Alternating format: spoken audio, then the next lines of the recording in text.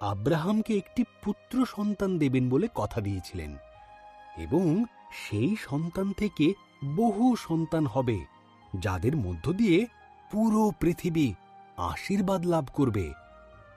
কিন্তু আব্রাহাম আর তার স্ত্রী সারার সন্তান জন্ম দেবার জন্য অনেক বয়স হয়ে গিয়েছিল।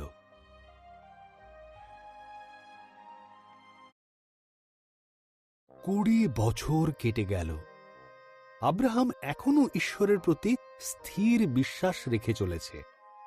তার যখন 100 বছর আর সারার 90 বছর বয়স, ঈশ্বর তাঁর দেওয়া কথা তাদের মনে করালেন।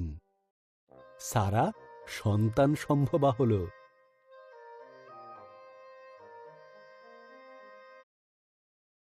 তাদের সন্তান যখন জন্মালো, সারা এত খুশি হল যে আনন্দে হেসে ফেলল। আমার এই হাসি ঈশ্বরের দেওয়া, সে বলল। সুতরাং তারা তাদের সন্তানের নাম দিল ইসহাক, যার মানে সে হাসে। ইসহাক যখন বালক, ঈশ্বর আব্রাহামের মহা পরীক্ষা নেবার জন্য তাকে মরিয়া পর্বতে নিয়ে গিয়ে ঈশ্বরের নামে বলিদান দিতে বললেন।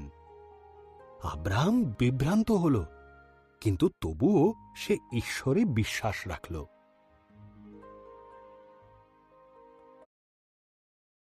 ইসহাক কাঠের গোছা বইল, আর আব্রাহাম নিল ছুরি আর মশাল।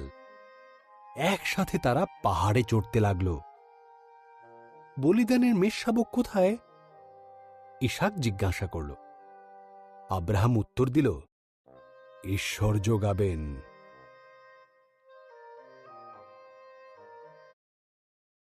আব্রাহাম বেদির ওপর কাঠগুচ্ছ সাজাল।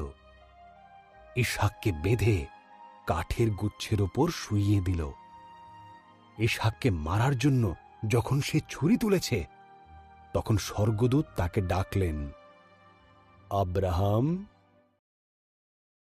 শিশুটিকে মেরো না।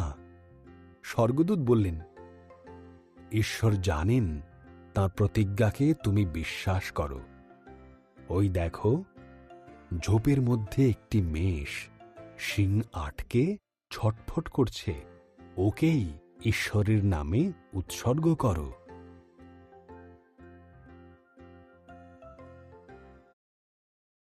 আব্রাহাম তার ছেলের পরিবর্তে মেষটিকে ঈশ্বরের উদ্দেশ্যে উৎসর্গ করল। এই জায়গার নাম সে রাখল ঈশ্বর যোগাবেন।